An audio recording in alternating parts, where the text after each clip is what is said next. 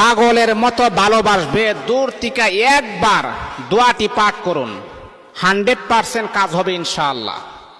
মনে রাখতে হবে, এই দোয়াটা যদি আপনি মাত্র একবার যদি আপনি পাঠ করেন, একবার যদি আপনি বিশ্বাসের সাথে, ইয়াকিনের সাথে আল্লাহ পাকের উপরে পরিপূর্ণ তাওয়াক্কুল, পরিপূর্ণ ভরসা নিয়ে যদি এই দোয়াটা মাত্র একবার পড়েন, আল্লাহ পাক রব্বুল আলামিন আপনার মনের আশা কবুল করে নেবেন। আপনার স্ত্রী আপনার অবাধ্য হয়ে গেছে, তাকে বাধ্য করতে চান, মাত্র একবার আপনি পড়বেন, সে আপনার জন্য অস্থির হয়ে যাবে, সে আপনার জন্য বেকুল হয়ে যাবে, পাগল হয়ে যাবে। এটা একটা গ্যারান্টিযুক্ত একটা আমল। এই আমলটা করে অনেকে সাকসেস হয়েছেন, অনেকে এই আমলটা করে রেজাল্ট পেয়েছেন। গত কয়েকদিন আগে যখন আমি আমার আরেকটা সোশ্যাল মিডিয়াতে যখন বয়ানটা যখন ছাড়ছিলাম, তখন আমার এক ভাই আমাকে কিছু হাদিয়া দিয়েছেন।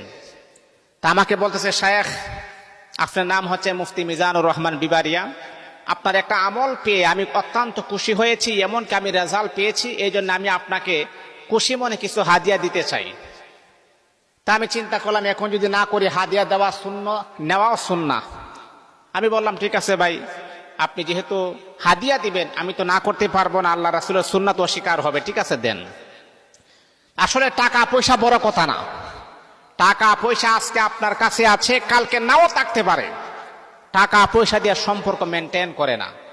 ভালোবাসা হচ্ছে মনের একটা আবেগ, অনুভূতি। ভালোবাসাটাই হচ্ছে আসল ভালোবাসা। এটা টাকা পয়সার কাছে বিক্রি হই না।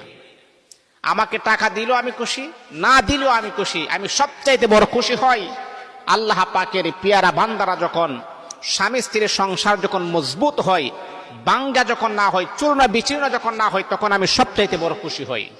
আল্লাহ আমার একটা আমল, আমি নগণ্যের একটা কথা শুনে যদি তারা আমল করে,